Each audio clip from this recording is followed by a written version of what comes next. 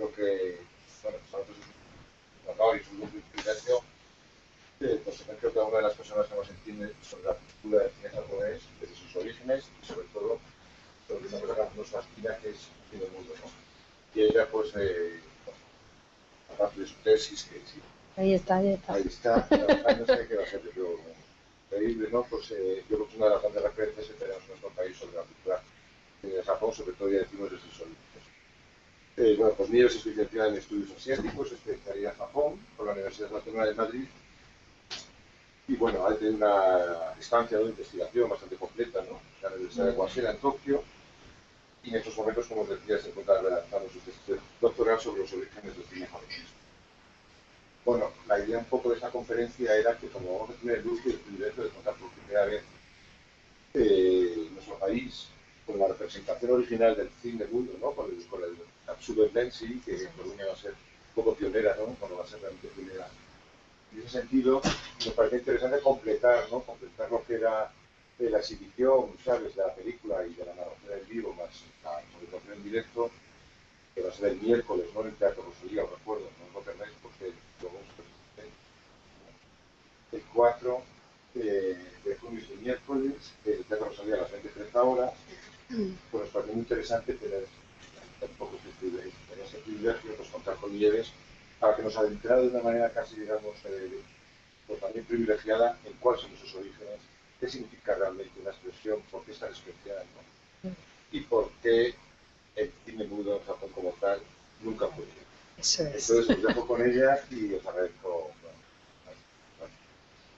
Muy bien, muchas gracias Ángel y muchas gracias a todos por estar aquí hoy y me complace mucho para poder hablar con todos vosotros sobre lo que es la historia del cine japonés, cómo llegó el cine a Japón, cómo se desarrolló, hablar un poco sobre la historia de Asakusa, que es un barrio de Tokio muy conocido hoy en día también por cuestiones turísticas y que se convirtió desde que llegó el cine en Japón en la ciudad del cine, por excelencia, así es como se le llamaba, la ciudad del cine, a este barrio, y sobre todo de los narradores, una técnica artística que permitió que el cine japonés se desarrollara, el cine mudo japonés se desarrollara hasta los años 40 y una práctica que hoy en día se puede seguir disfrutando en Japón, no como anteriormente, lógicamente, pero que se siguen realizando representaciones de cine mudo, ya sea occidental o japonés con Katsuben, ¿no? Entonces, pues muchas gracias por estar aquí, espero que os guste esta pequeña historia.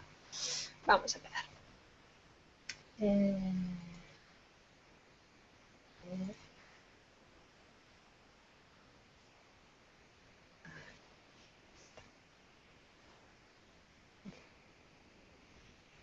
Voy a empezar a hablar un poco sobre la historia de Asakusa, que fue un barrio muy importante. El Kawabata Yasunari, que es el primer japonés en ganar el Premio Nobel de Literatura, en su novela sobre la pandilla de Asakusa describía así este barrio de Tokio. Dice: Asakusa es Asakusa para todos. En Asakusa todo está en estado salvaje. Los deseos bailan desnudos. Todas las razas, todas las clases se mezclan formando una corriente sin fondo, interminable, que fluye noche y día, sin comienzo ni fin. Asakusa está lleno de vida. Las masas convergen en sus calles constantemente. Asakusa es una fundición en la que los viejos modelos son fundidos para formar otros nuevos. Asakusa era una antigua aldea de pescadores antes del nacimiento de Tokio y antes del nacimiento de Edo, que es como se llamaba la capital de Japón, antes de que abrieran sus puertas a Occidente a mediados del siglo XIX. Y este barrio se convirtió en el centro de ocio por excelencia de todo el país, no solamente de una ciudad, sino de todo el país. Presidido por el templo más antiguo de la ciudad, a día de hoy sigue siendo el templo más antiguo de la ciudad, Asakusa mezcló su pasado devoto con teatros, con representaciones callejeras, con prostitución, con cafés, con restaurantes, con parques de atracciones y con salas de cine. Todo tipo de espectáculos tradicionales, modernos, occidentales, nacionales, tuvieron lugar en este barrio del noreste de Tokio, lo que le convirtió rápidamente en el lugar en el que experimentar los placeres de la modernidad para la sociedad del siglo XIX.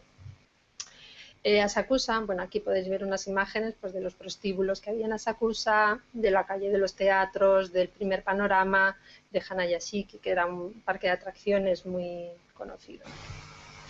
Asakusa fue una mezcla de diversión y devoción. Muchas de las primeras manifestaciones artísticas y públicas, porque no existía espacio público por aquel entonces, solamente existía en los templos, tuvieron lugar aquí, en Asakusa, al amparo pues eso, de los festivales del templo. Fue uno de los primeros lugares de todo Japón en tener un parque público, como el que vemos ahí arriba, que abrió en 1873. Edificios con ascensor, como la torre que vemos abajo, de 12 pisos. Era el edificio más alto de todo Japón, tenía ascensor y 12 pisos. Un parque de atracciones, Hanayashiki, que abrió en 1853 y que a día de hoy todavía sigue abierto, el parque de atracciones, ¿no? Atracciones tecnológicas y artísticas procedentes de Occidente, pero sobre todo tenía muchos cines, muchísimos cines. Desde que en 1903 abriese la primera sala de cine permanente del país, que se le llamó Tenki-kan, que significa edificio eléctrico, antiguos teatros como los que hemos visto aquí, veis la calle de los teatros, y al final, esta de aquí arriba, que al final está la torre de 12 pisos, pues veis, es la misma calle donde antes estaban los teatros y la torre de 12 pisos al final. Desde que abrió el primer cine permanente, los antiguos teatros y salones varios comenzaron a convertirse en salas de imágenes animadas, que es como se llamaba antiguamente a las películas. Todavía no se las llamaba películas, eran imágenes animadas. Los edificios construidos en un estilo neobarroco japonés, a imitación de Occidente, se convirtieron por sí mismos en una atracción en que todas las clases sociales se daban cita. En esta época, desde mediados del 19 hasta finales del 19, la ciudad empezó a reconstruir sus barrios más populares al estilo occidental. Este que vemos aquí, la foto es un poco oscura, pero ese es el primer cine que abrió en Asakusa en 1903. Como veis, los edificios eran pues sí, neobarrocos, bastante al estilo occidental. Aquí se nota quizá un poco mejor en el estilo de las calles. Es Tokio, pero podría ser cualquier ciudad de Europa. Las imágenes en movimiento rápidamente se convirtieron en entretenimiento de masas y en una floreciente industria que intentaba atraer a la audiencia con espectáculos cada vez más sugerentes. Como veis, las calles estaban abarrotadas y los cines estaban abarrotados, era el principal ocio. Una de las características también importantes de esta época es que es un ocio en el que todas las clases sociales lo disfrutan. No es como un teatro clásico en el que solamente iban las clases más altas o los teatros de vodevil en el que solamente iban las clases más bajas. El cine hizo que el ocio se democratizara de alguna manera porque todos acudían al cine por igual. Aquí esto es un mapa turístico de la zona de Asakusa en 1911. Esas calles que os he enseñado antes con los edificios, pues son todos estos teatros. Esto es en 1911, que había 20 teatros. El puntito azul es el primer cine que se construyó. Ahí a la derecha tenemos la zona del templo. Este es el espacio del templo. Este es el primer parque público que abrió. Aquí tenemos Hanayashiki, que era donde estaba el zoo, el parque de atracciones, que todavía funciona hoy en día. Y ahí tenemos la torre de 12 pisos, por lo que eran estas calles. En 1911 tenían todos estos cines. Entre 1903 y 1923, que es cuando es el boom de la construcción de cines en Japón, en todo Japón había 67 cines. En Tokio, de esos 67, 30 estaban en Tokio. Y de esos 30, 23 estaban en estas dos calles. ¿Vale? Entonces, os he preparado una escena sobre lo que significaba un poco Asakusa en aquel entonces, para que veáis cómo empezó el cine en Japón. Las imágenes son un poco posterior, la película es bastante más posterior, pero es para hacerse un poco la idea de cómo era el cine por aquel entonces.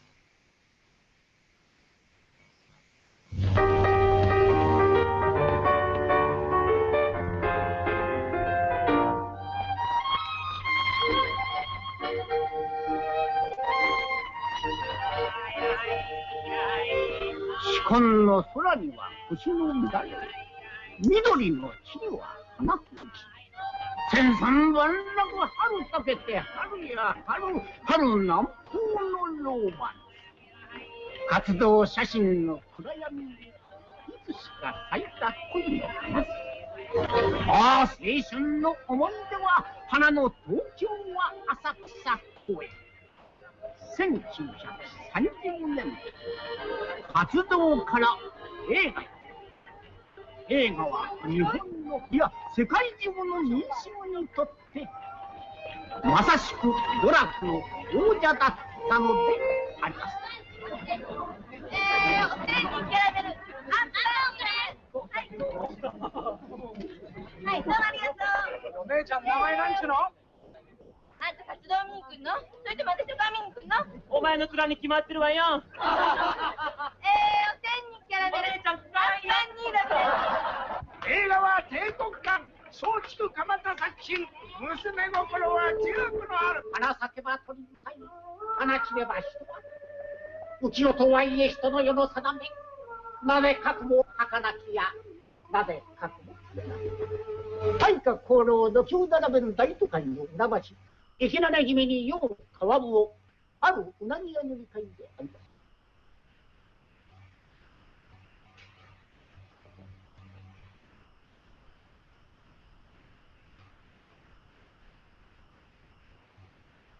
あ、いらっしゃいませ。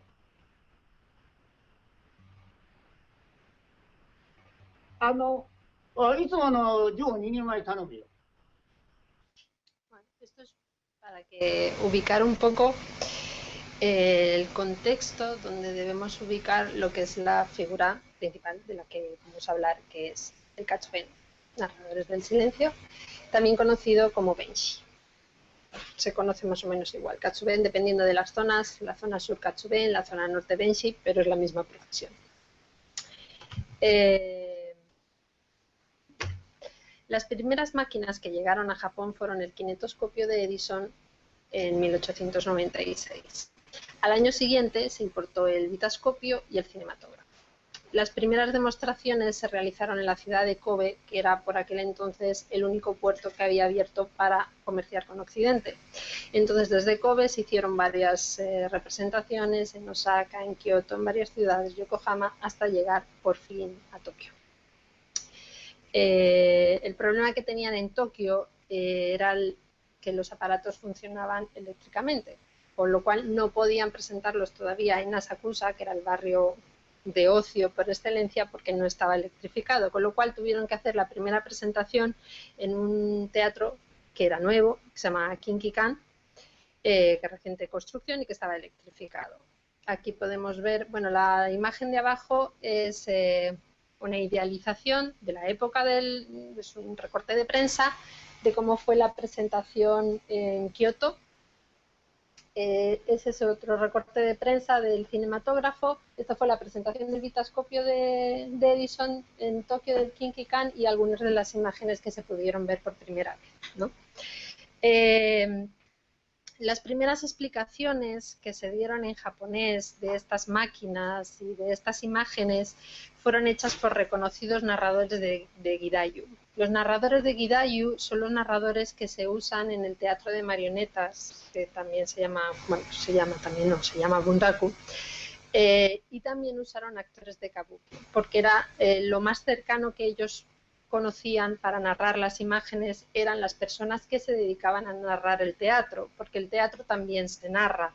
Aparte de los diálogos de los actores, hay narradores que están en escena, que están narrando lo que ocurre en el escenario, incluso narran parte de los diálogos de los actores y narran también las emociones de esos actores. Entonces, estas primeras personas que escogieron para narrar las primeras imágenes, pues fueron, ya les digo, narradores de teatro o actores de kabuki también.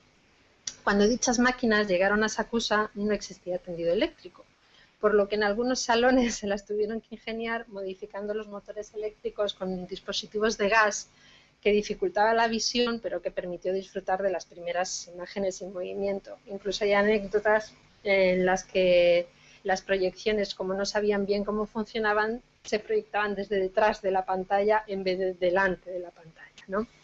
Hanaya-Shiki, el parque de atracciones que hemos visto, fueron de los primeros de incorporar la máquina de kinetoscopio y las imágenes en movimiento de Edison y del vitascopio y del cinematógrafo. Pero también los teatros de linterna mágica también fueron de los primeros en pasar imágenes animadas, que estos teatros existieron hasta 1916. O sea, una característica peculiar de Japón es que si una manifestación artística o un espectáculo le gusta, no lo abandonan porque aparezca algo tecnológicamente superior, sino que si es un espectáculo que les sigue gustando, se sigue haciendo. Con lo cual, Linterna Mágica, que tenía bastantes años, pues se siguió haciendo hasta 1916. La torre de 12 pisos también puso un kinetoscopio porque era el único edificio que tenía electricidad en aquel entonces, ¿no? Esos fueron los primeros espacios en los que se pudo ver las imágenes en movimiento. En un primer momento fueron los operarios, esto es en Asakusa ya, en un primer momento fueron los operarios enviados por Edison y Lumière, junto con traductores japoneses, los encargados de explicar el invento y las imágenes a la audiencia. Prácticamente lo que se hacía era, se les explicaba al público cómo funcionaban esas máquinas, tecnológicamente, era una explicación tecnológica, y después se les decía lo que iban a ver.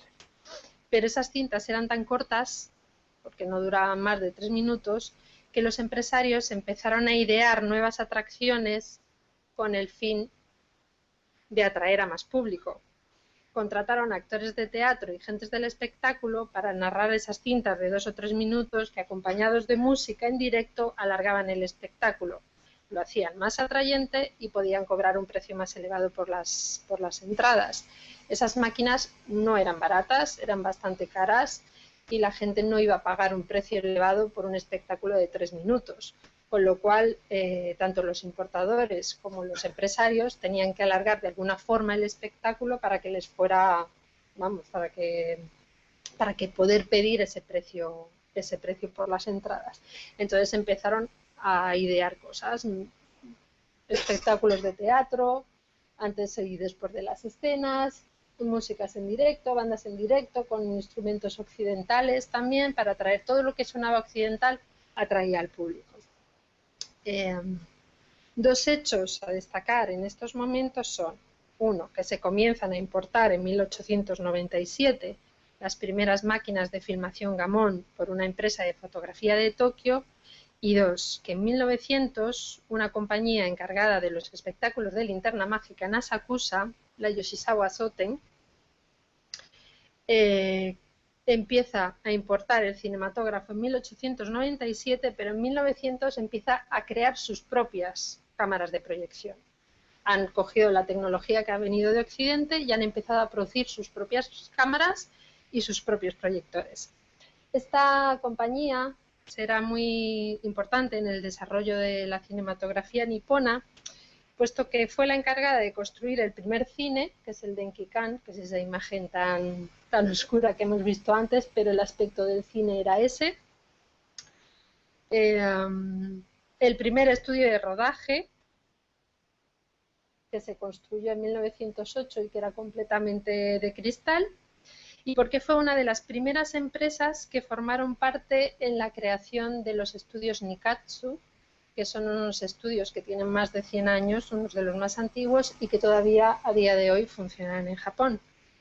Estos dos hechos son los que, o sea, la llegada de las máquinas y esta compañía hicieron que se comenzase con la cinematografía nacional, con la producción nacional. Una de las primeras películas que se rodó fue esta, Momijigari, de 1899, que es una escena kabuki.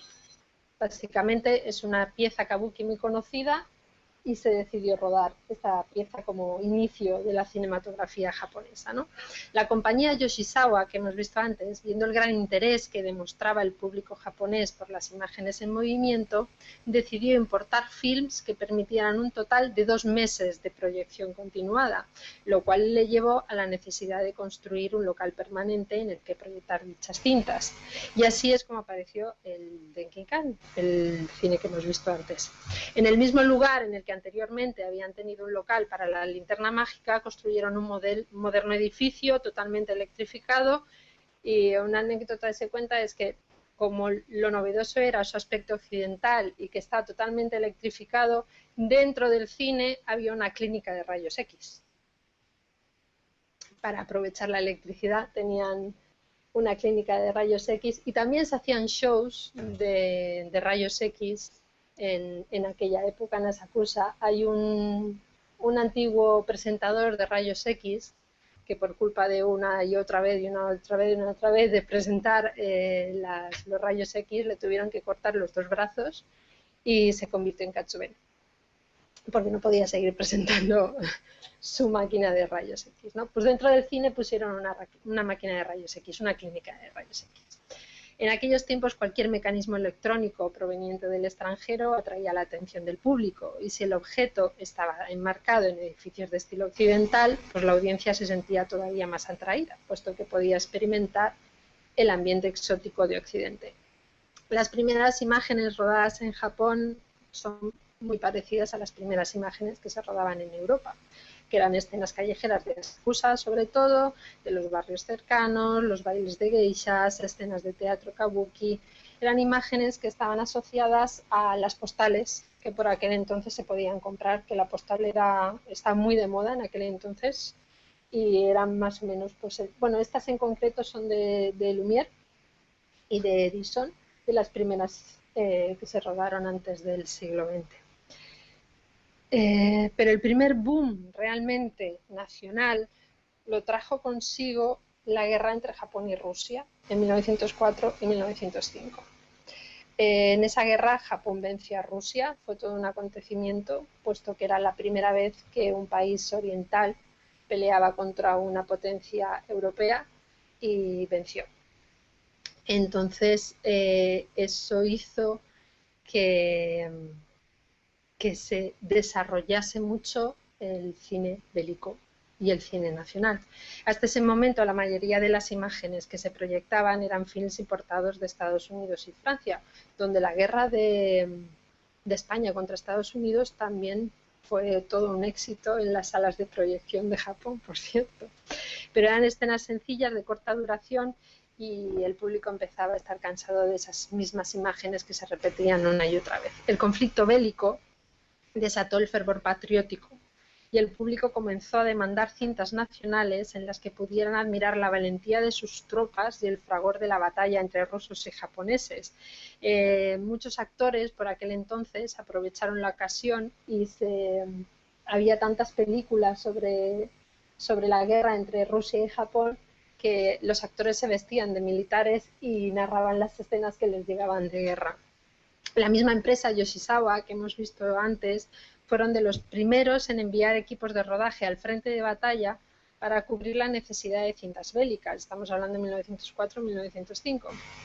Aunque es verdad que había tanta demanda que la mayoría de las cintas que se proyectaban eran todas falsas, como la de la batalla de Yalu, que es de Yoshizawa también, pero eran documentales falsos, por decirlo de alguna manera. A raíz de este hecho, el público comienza, por este fervor patriótico, el público comienza a reclamar historias relacionadas con su propia tradición literaria, con su propia tradición popular, con la historia de Japón, con las actualidades de Japón, tal cual veían en el teatro, leían en los mangas o leían en los libros. Con el desarrollo de la primera industria nacional y la construcción de un mayor número de salas de cine, la oferta se expande y se especializa. Los espectáculos se alargan y se diversifican hasta llegar en 1905 a un total de 3 horas de duración. Hemos pasado de esa primera media hora en la que había escenas de teatro, música en directo y una pequeña narración al principio tecnológica y de lo que se iba a ver, a un espectáculo de 3 horas en los que el público entraba y salía, ¿vale? En las que también se podía disfrutar de música, de las imágenes animadas y de representaciones teatrales. Los films importados seguían copando el mercado y las salas de cine comenzarán a dividirse. Unas salas de cine solamente proyectaban cine extranjero, otras salas de cine solamente proyectaban cine japonés, y luego había otras salas que proyectaban los dos tipos de cine. Las personas encargadas de explicar lo que estaba ocurriendo en estos cines, en estos primeros años, venían de disciplinas distintas. Y también se irán especializándose hasta llegar a un estilo que dominará el arte de la narración hasta casi los años 40, y que gracias a la labor de antiguos narradores, estudiosos y amantes del cine mal llamado mudo, hoy podemos disfrutar. El público japonés nunca recibió las imágenes animadas en silencio, en parte porque, como he dicho antes, ningún espectáculo que pudiera tener cierto parecido, como la linterna mágica, los narradores de historias, cuentacuentos, el circo, los shows, los de fenómenos de ferias, el teatro, todo, ninguno era mudo. Y es de estas artes espectaculares y narrativas donde los Katsuben van a tomar sus primeras influencias. Esto que he puesto aquí son 3 fotos de algunas de las principales influencias o de algunas de las principales profesiones de las cuales las primeras salas de cine echaron mano para narrar esas historias. El Gento, que es la linterna mágica, que he dicho antes que duró hasta 1916, también tenían un narrador que iba explicando cada una de las diapositivas que se iban viendo en las linternas mágicas y que contaban una historia, igual que contaban las imágenes animadas, y que en muchos casos la técnica del Gento era muy sofisticada. Tenían hasta 14 linternas mágicas en las que muchas veces daban sensación de movimiento, con lo cual era lo más parecido a lo que tenían a las primeras imágenes animadas, con lo cual fueron de los primeros en usarse. Los narradores de linterna mágica fueron los mismos narradores de las primeras imágenes en movimiento. Gidayu, que es narración con música del teatro de marionetas, como he dicho antes. Y luego he puesto una imagen de Kodan.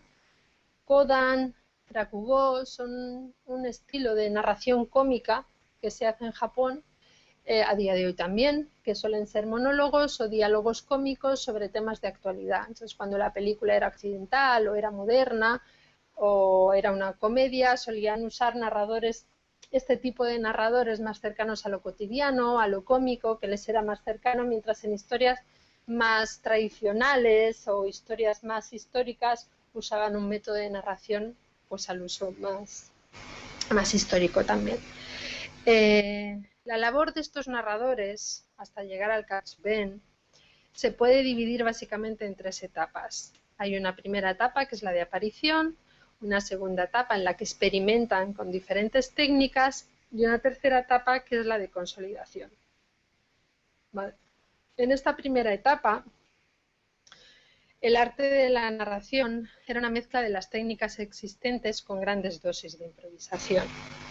En los primeros años, la mayoría de las cintas eran de importación y duraban muy pocos minutos, por lo que eran los propios enviados por Edison y Lumière los que se encargaban de explicar antes de cada proyección el funcionamiento de la maquinaria y el contenido de las imágenes a través de traductores.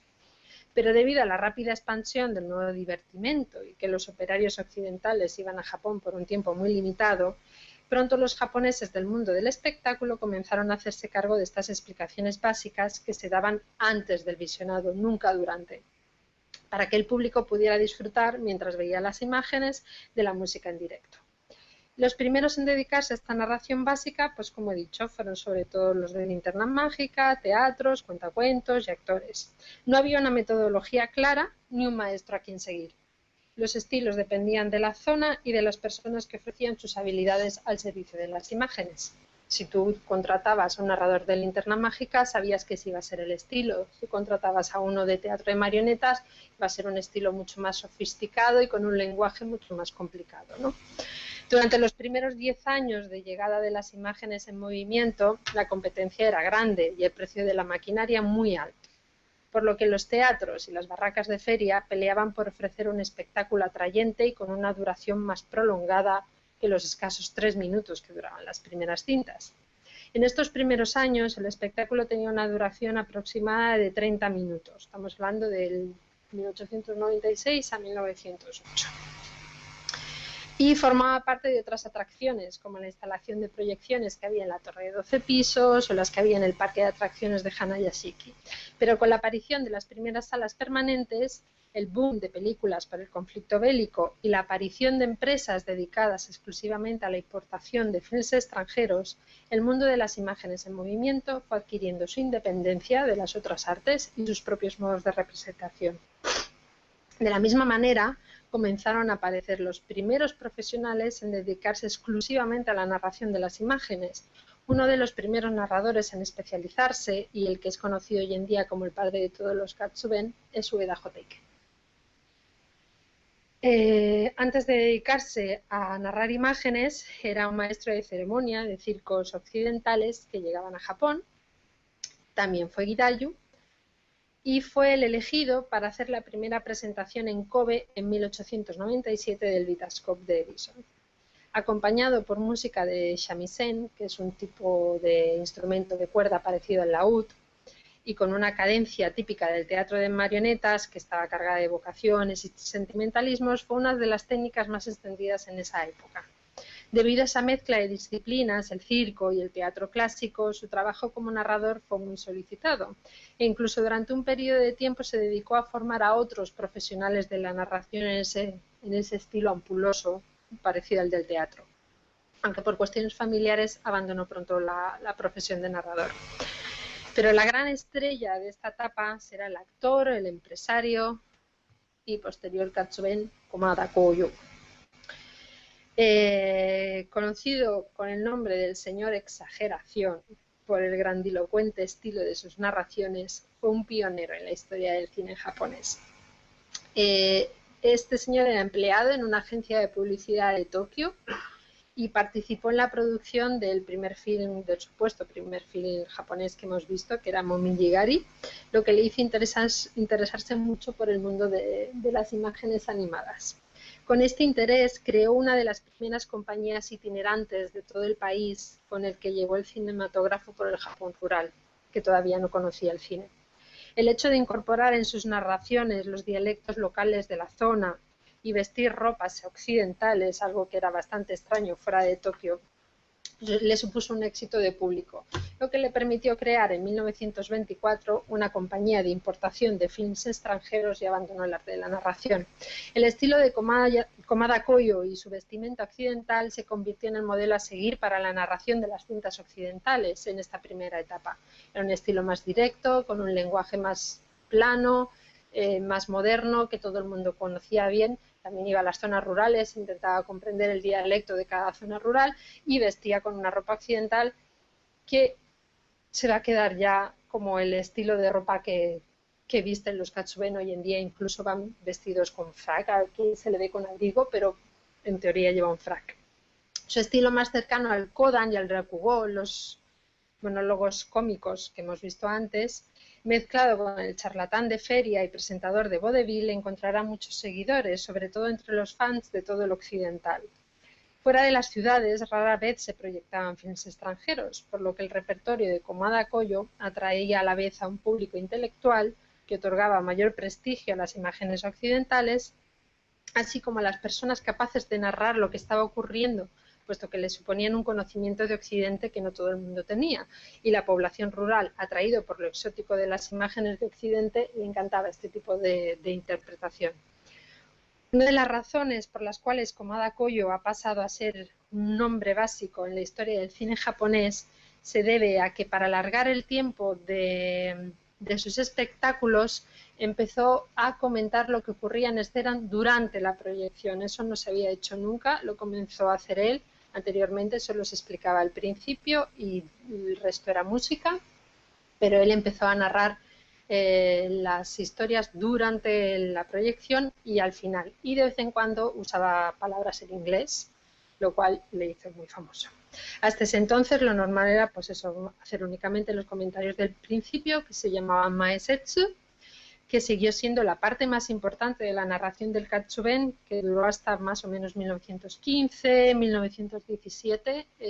Los comentarios del principio eran la parte más importante, pero cuando las películas empezaron a alargarse, era necesaria la narración durante la proyección. Y con él empezamos la segunda etapa de experimentación. El hecho de empezarla en 1908 se debe a dos factores.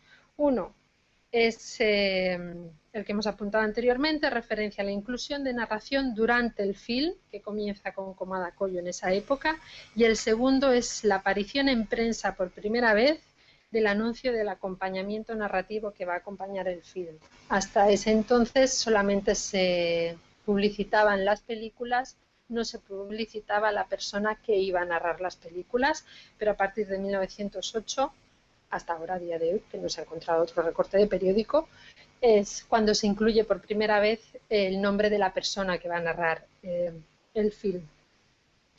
El film que hemos visto antes, de Momiji Gari, fue rodado en 1899, pero no se estrenó hasta 1908. Y se estrenó con acompañamiento de Nagauta. Nagauta son los narradores del kabuki, que también van con música de shamisen.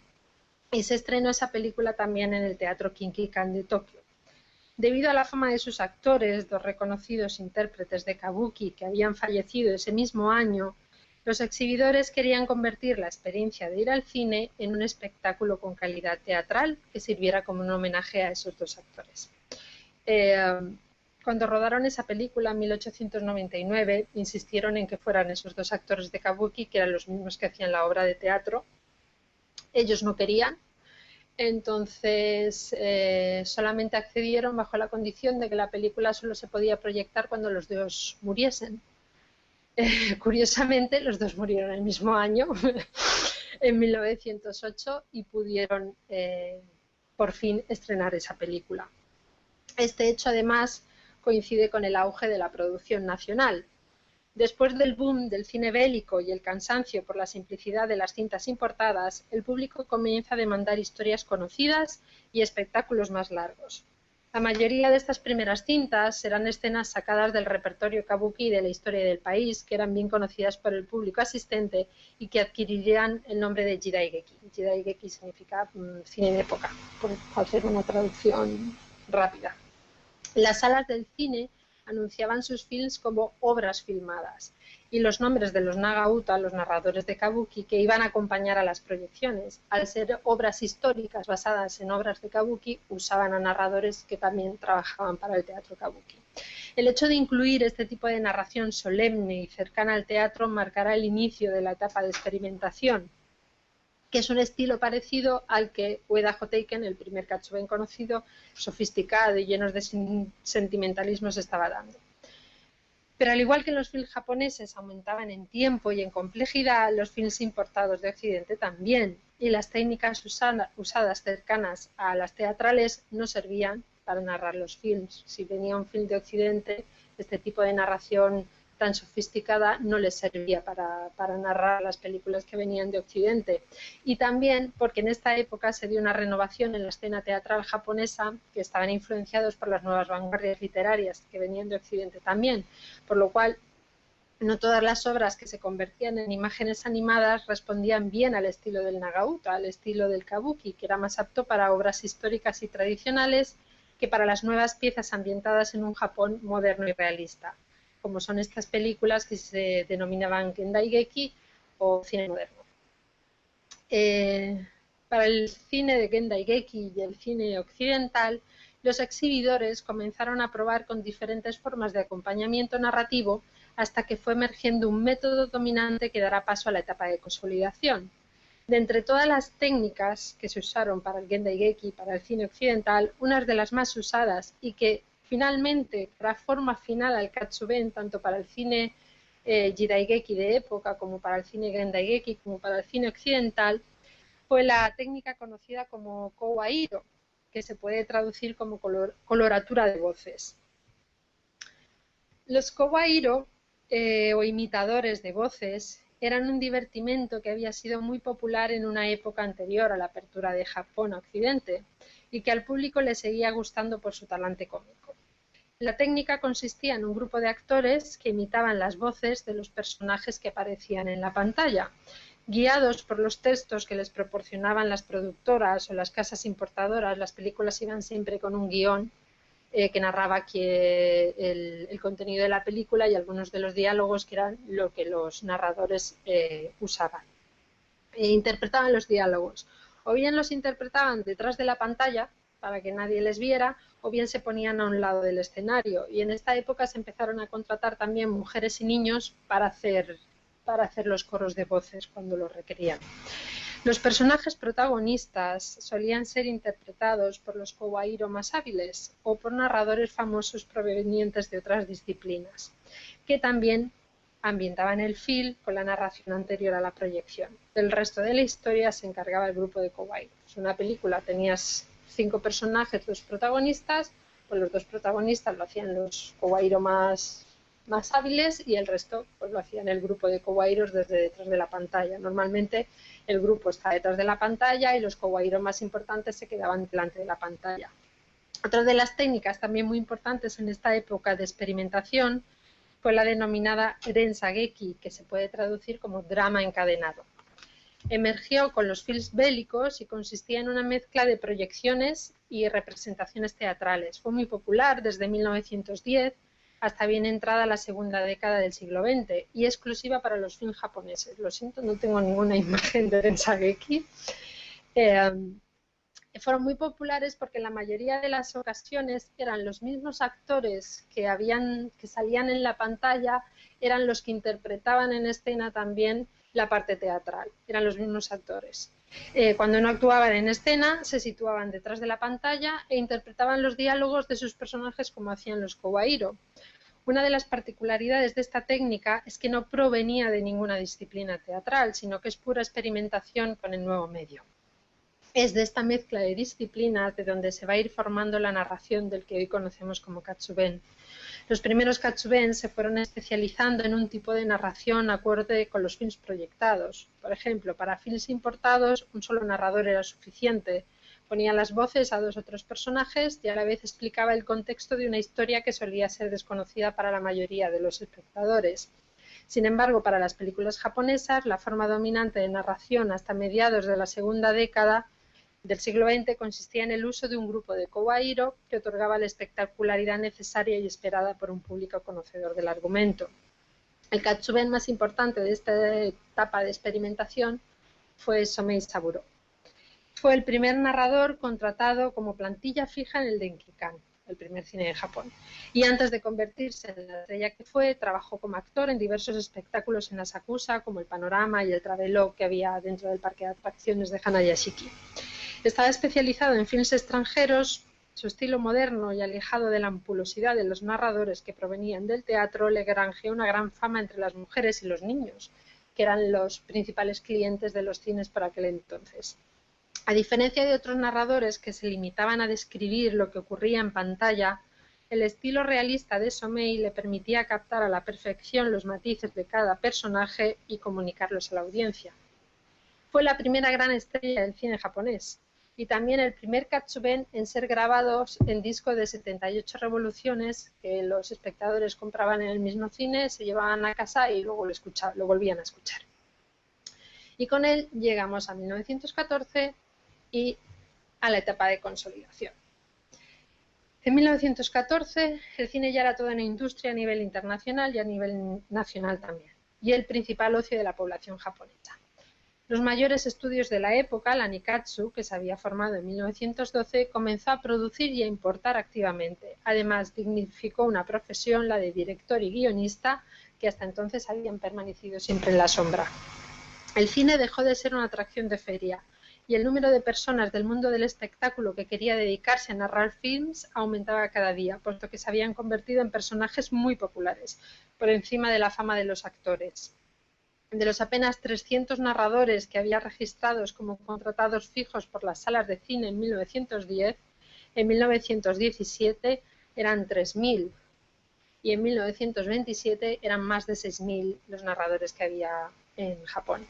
A la izquierda tenéis el cuadro de honor de los mejores narradores de 1915 y a la derecha es el listado de todos los narradores que había en Japón en 1925. La fama de los narradores japoneses en aquella época era tan grande que se realizaban concursos de benshi en los cines, se vendían libros con sus narraciones, incluso se hacían proyecciones sin proyección, quiero decir, en el mismo cine el benshi narraba la película sin que la película fuese proyectada y la gente lo que iba a ir a escuchar la narración del benshi, lo cual les hizo completamente famosos, por encima de los actores y por encima, lógicamente, de los directores, que por aquel entonces no eran muy reconocidos. Tanto la Nikkatsu como otras productoras y compañías de exhibidores vieron la influencia que tenían sobre el público y el control que sobre el espectáculo poseían estos narradores. Normalmente los films iban acompañados de un libreto con una especie de guión al que el narrador debería ceñirse, pero rara vez lo hacían. Lo normal era el que el katsuben añadiera diálogos y añadiera narración y bromas, pues, de su propia cosecha. El control de los katsuben sobre el film era prácticamente total. Los narradores, por ejemplo, tenían un sistema de señales con los proyeccionistas a los que avisaban de ralentizar una escena cuando querían exhibir sus habilidades o acelerarla cuando era una escena en la que no ocurría nada y ellos no iban a poder narrar como a ellos les gustaba. Indicaban a las productoras qué historias eran las preferidas para ser filmadas, pues ellos conocían mejor que nadie el gusto de su público. Y cuando el film no les agradaba, no lo entendían, modificaban la narración, otorgándole otro significado, bien para lucirse ellos, bien para satisfacer a su audiencia. En muchas ocasiones, indicaban a los directores a qué distancia rodar una escena y la duración que esa escena debía tener para que ellos pudieran narrar como ellos sabían narrar, ¿no? Por este control sobre un producto que no era de su propiedad, la Nikkatsu abrió su propia escuela en 1913 para formar a sus propios narradores y tener el control total del film, ya sea porque el film lo habían producido ellos o porque lo habían importado ellos. El film era suyo y los narradores debían ser los suyos para poder controlar todo lo que ocurría en las salas de exhibición. Este sistema educativo y el comienzo del control del gobierno, que comenzará a usar un sistema de exámenes y licencias para el desempeño de la actividad, marcará el inicio de la etapa de consolidación. Era tal la gente que quería convertirse en narrador que el gobierno tuvo que crear un sistema de licencias y exámenes para conseguir las licencias que ningún otro tipo de narrador tenía, solamente los narradores del cine. Los del teatro no tenían que pasar ningún examen ni tenían que conseguir ninguna licencia para poder desarrollar su profesión, pero los narradores del cine sí. En la escuela, que terminó siendo un fracaso, al final el método tradicional de maestro-alumno terminó dominando la profesión. Se estudiaban diferentes técnicas y se entrenaba la voz. También se estudiaba historia y geografía de Occidente e inglés para poder entender los intertítulos de los filmes norteamericanos que no se traducían. La performance del katsuben consistía en una mezcla de lo que le indicaban los guiones, la investigación previa que hubiera hecho él sobre el film, si lo había visto o no lo había visto antes de narrarlo, porque en ocasiones se daba que no habían tenido tiempo de narrar el film, entonces su narración se convertía en una improvisación entera. El principal narrador de esta época será Tokugawa Musē. Será el primero formado directamente en los cines. No proviene de ninguna disciplina relacionada con el mundo del espectáculo. Revolucionó el mundo de la narración, pues eliminó la narración previa, el maesetsu, con el estreno del film norteamericano Civilización, de Thomas Ince. Aclamado por los intelectuales de la época, pues era una persona muy bien educada que escribió en su vida cerca de 100 libros y artículos sobre la narración y el mundo del cine. Abandonó los cines en 1933 para convertirse en actor y posteriormente narrador radiofónico. La época de Tokugawa Musē se ha conocido como la Edad de Oro del Katsuben. Sin embargo, las voces en contra de estos narradores del silencio comenzaron a aparecer dentro de los grupos intelectuales. Directores de cine, entre ellos, que veían la figura del narrador y otros elementos arcaicos provenientes del teatro, como el hecho de que los personajes femeninos los interpretaran hombres, un impedimento para que el cine nacional avanzara, tal y como veían en los films extranjeros. También en aquella época el cine japonés empezó a experimentar con las nuevas vanguardias cinematográficas que venían de Occidente, con lo cual mantener a un narrador en las experimentaciones y en el desarrollo del lenguaje visual para ellos era un impedimento, con lo cual querían acabar con ellos. Aquí abajo vemos un recorte de periódico de la época en el que se ve cuáles son, pues eso, los grandes peligros del cine japonés que impiden que avance el cine japonés, que son que se usen hombres para personajes de mujeres, el narrador que está en medio, que es una especie de monstruo extraño, y que el cine sea más o menos una copia de las obras kabuki, ¿no? Este hecho, unido a un mayor control del gobierno a finales de la segunda década del siglo XX, época en la que Japón empezó a radicalizarse políticamente hacia ideas ultranacionalistas y que el gobierno empezó a imponer un sistema de licencias más estricto y a censurar tanto films como narradores, hizo que la época dorada empezara a desvanecerse. La llegada del sonoro a principios de los años 30 también influyó en el descenso del número de katsuben, en una industria en busca de nuevas tecnologías que quería competir con la mayor potencia hasta entonces, la norteamericana. La industria japonesa quería empezar a exportar sus films a todo el mundo, igual que lo hacía la industria norteamericana, y mantener el narrador lo veían un impedimento para que ellos pudieran exportar esos films fuera de Japón. A pesar de estos hechos, el público seguía demandando films mudos y la presencia de los katsuben. La aparición de los intertítulos no supuso su eliminación. Para el público, la narración no era un apósito a las imágenes, sino una forma propia de expresión única que ha conseguido llegar hasta nuestros días. Aquí tenéis un resumen de lo que eran las principales características de lo que significa en el cine japonés la figura del narrador. El katsuben une la cultura visual con la tradición narrativa. Como he dicho antes, tanto el teatro como las novelas, como el manga, es ilustración y narración. No van por separado, van juntas. La principal labor de los narradores es dirigir los silencios y otorgar al espectador un elemento narrativo extra, no porque las imágenes tuvieran falta de narración, sino porque ellos añaden un elemento más en la narración. Remarcan los momentos emocionales, explica las acciones, interpreta los diálogos, las imágenes se ponen al servicio de las palabras. Gracias a ellos, el cine mudo se extendió hasta los años 40 e hicieron que se desarrollara la cinematografía japonesa de una manera especial que no ha ocurrido en otras cinematografías. Y por supuesto que existieran narradores hasta los años 40 no responde a que hubiese un desconocimiento de Occidente. Llevaban abiertos a Occidente desde 1858. Y tampoco a que fuera un país de analfabetos, puesto que el Japón es uno de los países con una tasa de alfabetismo muy alta desde el siglo XIX. A finales del siglo XIX el 80% de la población tenía estudios. No sé si nos da tiempo a poner unas escenitas, es que quería poneros unas escenas de un minutito para que vierais la diferencia. Es la misma escena narrada por dos narradores distintos, para que veáis cómo podía cambiar una película si la narraba una persona o la narraba otra persona. Esta película en concreto es Orisuri Osen, es una película muda de Mizoguchi de 1935.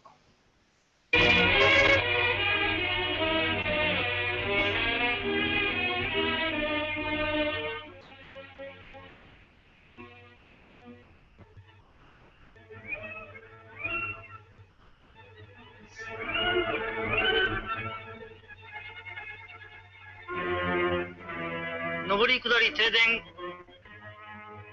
少々お待ちを願います。どうも愛すみません。しばらくお待ちを願います。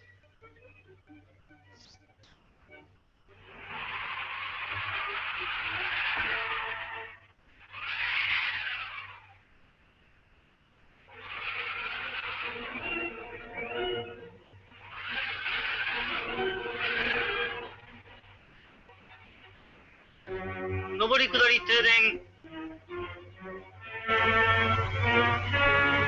へえ、上りは停電、下りは故障だとよ。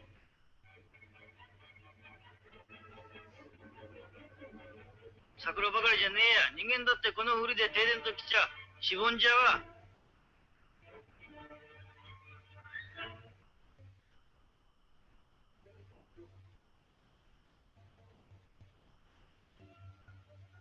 先生、お困りでございましょう。Ya, la misma escena.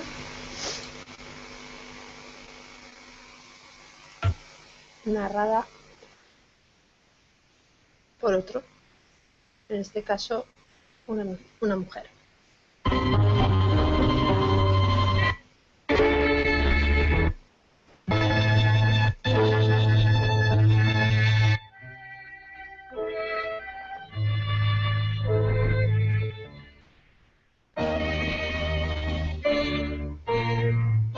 周雨降り積もるここ万世橋の停車場。上り下り停電。ご迷惑をおかけいたします。しばらくお待ちを願います。申し訳ございません。思いがけなく土砂降りの雨が本降りに変わって、万世橋の停車場は花見参りの客などでごった返しておりました。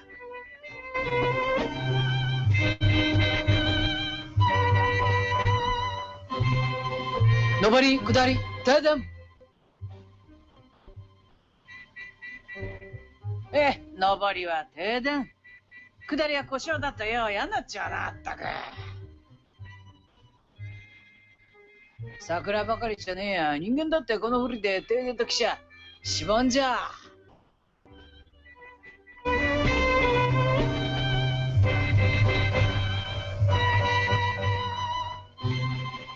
先生、お困りでございましょう。ひどい降りで。Como veis, son escenas completamente distintas, pero es la misma película.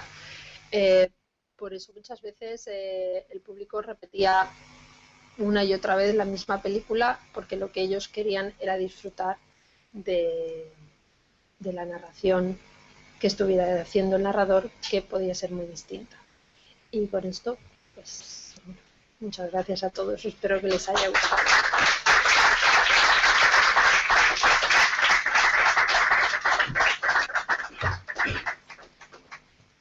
Muchas gracias a Nieves por las